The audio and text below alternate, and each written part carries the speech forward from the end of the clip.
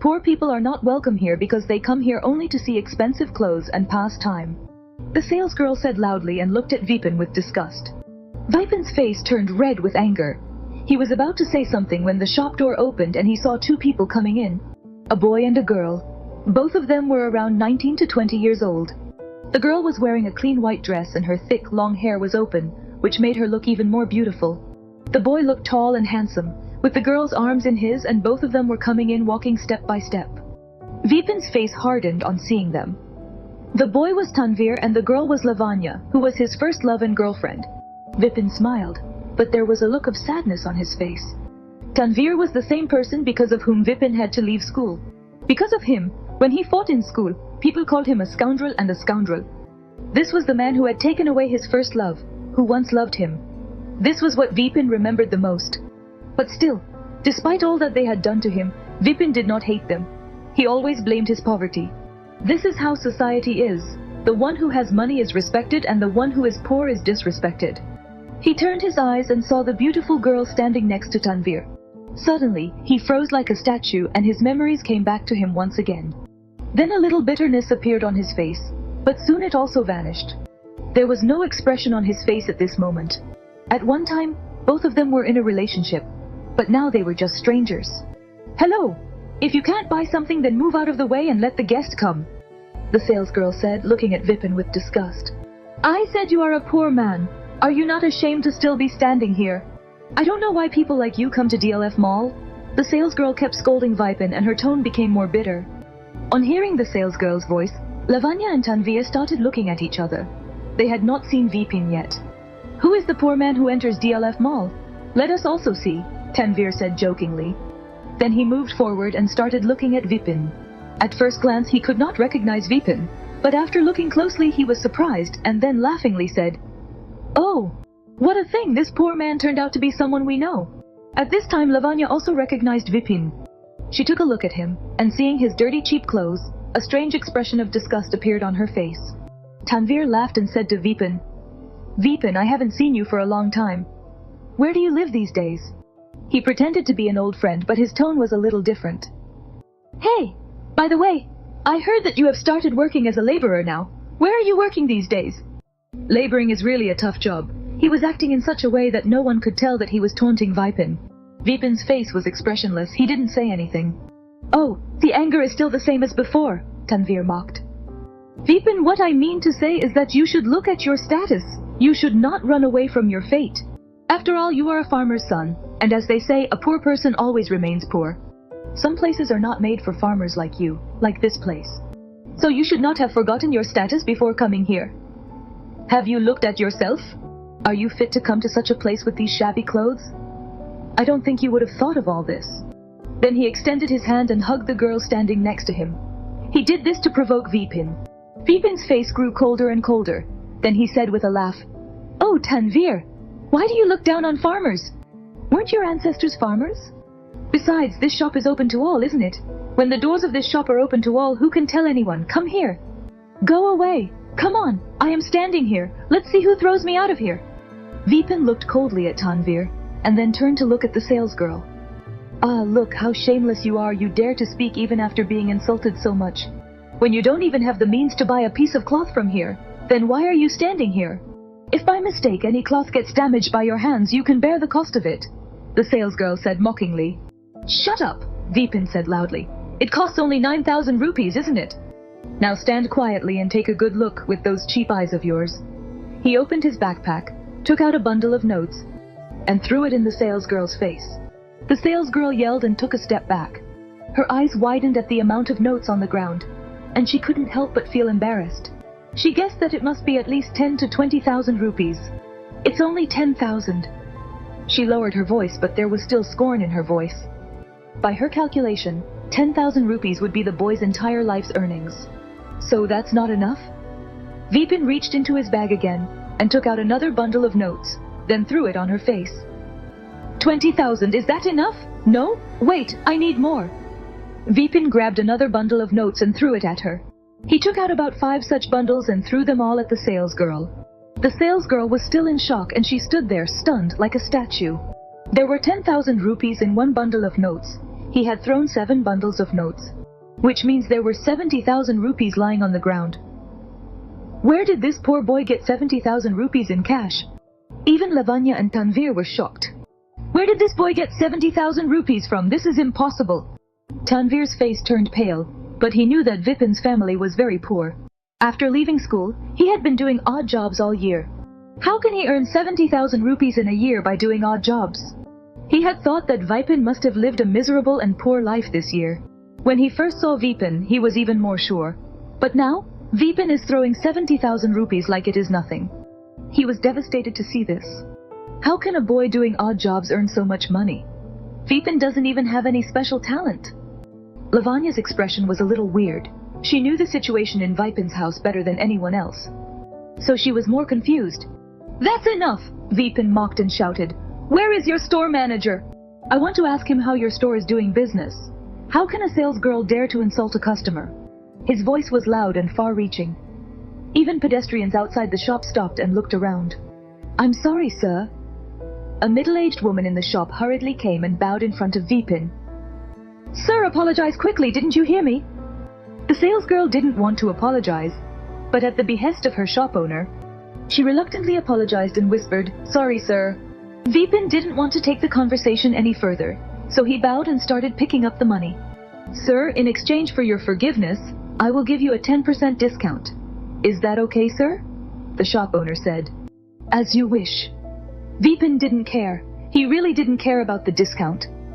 Just then, he heard Tanvir's voice. Huh, what are you boasting about? Don't you just do small jobs? And where did you get so much money from? Have you started doing any illegal work? Vipin said jokingly, Tanvir, when and where did you see me doing illegal work? You... Tanvir was angry. His face turned red. You idiot! You have the guts to argue with me!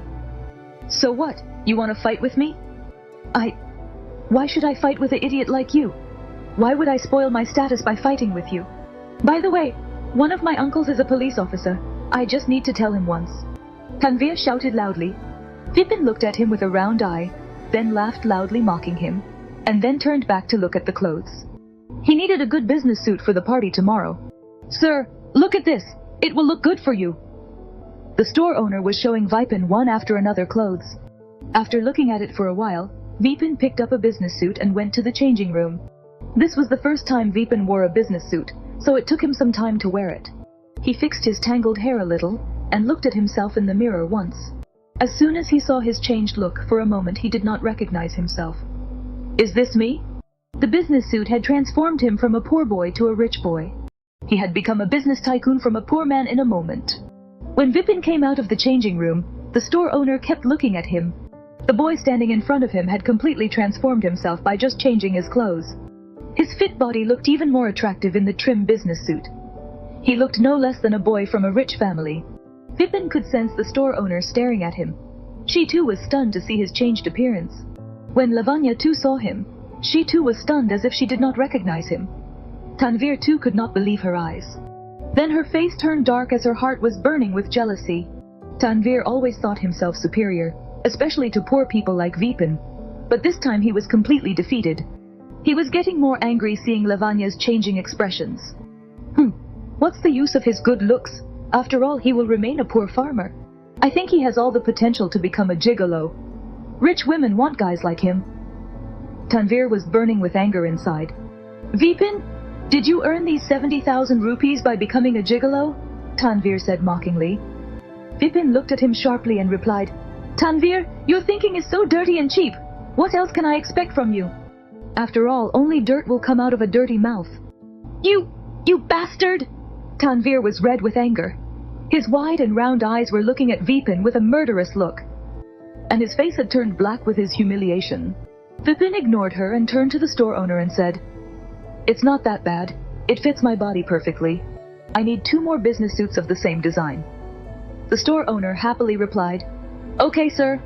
She quickly brought 2 suits of the same design and packed them. One set cost 9,000 rupees, and with the 10% discount you gave, this one costs 8,000 rupees. That makes 24,300 rupees for 3 suits. Okay, I'll take it as a full 24,000 rupees. Vipin then took out 3 bundles of notes and took out 6,000 rupees from them and gave the rest to the store owner. Excuse me, Vipin said and started to leave. Lavanya gave him a confused look. The boy in front of her looked so handsome that she almost didn't recognize him. As for Tanvir, his face was as sad as a puddle of muddy water. Hatred for Vipin was clearly visible in his eyes. For a moment, his eyes flashed with a dangerous intent. As Vipin passed by him, he took a step forward and pretended to touch his shoulder. Yar Vipin, you don't look that bad. You just look like a dog wearing human clothes. While he was saying this, he reached out with his other hand and put a small box in Vipin's bag. No one saw him do this, but Vipin's eyes were no less than a ghost. He had seen Tanvir put the box in his bag. This bastard! Vipin understood that he was going to trap him. The next moment, he thought of a way to deal with this, and immediately caught Tanvir's wrist and turned it to one side. Ah! A piercing scream was heard by everyone. Beads of sweat were falling on Tanvir's face. You bastard! What are you doing? Leave me! He shouted. Vipin, let him go! Lavanya panicked. She ran and tried to separate the two boys. Just then, Vipin took out a small box from his bag and put it in Lavanya's handbag. Then he left Tanvir and said angrily, Next time don't touch me with your dirty hands. Then he smiled and walked out of the store. He was just leaving the store when he heard Tanvir's voice behind him. My ring! My ring is missing! How did it disappear? Lavanya asked. How do I know? I just saw her a few minutes ago. I know where she must have gone. She must have stolen my ring. Vipin, tell me, did you steal my ring? Vipin continued walking, smiling. Wait! Stop right there! Didn't you hear me? Oh, thief! Oh, fat thief! Tanvir shouted with all his might. On hearing the word thief, people around stopped to look and soon a crowd gathered. Wait! Vipin! Tanvir came out of the shop and pointing his finger at Vipin said, I didn't expect you to be a thief! I thought you were just poor, but I didn't think you would stoop so low. Tanvir continued the drama and said, I was wondering how you could earn so much money. I didn't know you also steal. Vipin, I have started hating you now. People standing around were talking in low voices and pointing at Vipin. This boy looks so handsome, but what is the use of such beauty when he is a thief? Vipin stopped walking and turned to look at Tanvir. What did you say, that I stole something from you? So can you tell me what I stole? And if you don't have any proof, I will sue you for defaming me. Proof? Yes, I have proof. It's in your bag. I bought a pair of rings with Lavanya a while ago, and you stole them. Do you know how much they cost? A full 5 lakhs. A ring that costs 5 lakhs? Wow! Tanvir, you're so rich.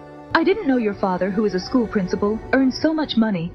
How much my father earns is none of your business. Guards! Where are the guards? Catch him and take him to the police station! Tanvir shouted loudly. The crowd grew bigger and the conversation became more heated. Soon, 2 security guards came walking through the crowd. What's the matter? One of the security guards asked. He is a thief. He stole my ring. Hurry up, catch him and bring him to the police station. The 2 security guards looked at Vipin and anger was visible on their faces. Being the security guards of this expensive mall, they hated thieves the most. The 2 guards first looked at each other, then turned towards Vipin. Kid, you come with us. Wait, are you both crazy? I am a thief just because some crazy person said so? Then I will say that he is a rapist. Vipin started smiling. Okay then. Both the security guards were surprised. They did not know what to say now. Vipin, you are still not confessing your crime?